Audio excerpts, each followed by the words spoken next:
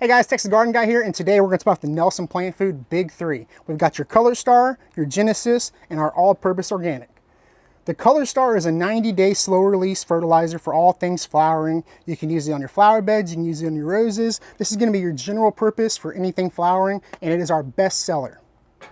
Our Genesis Transplant mix is going to help with anything you're planting initially. It's going to help reduce that transplant shock and help with faster recovery time. I use this anytime I'm planting anything, whether it's my tomatoes, figs, pomegranates, desert roses. I use it on every single thing.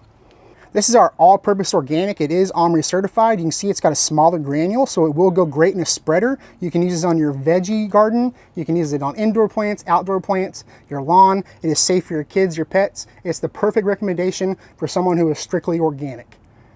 If you have any of these 3 products, you can sell it to anybody. I always keep these on hand because as long as you have these 3, you can make anybody happy. I hope you enjoyed this video, and we'll see you on the next one.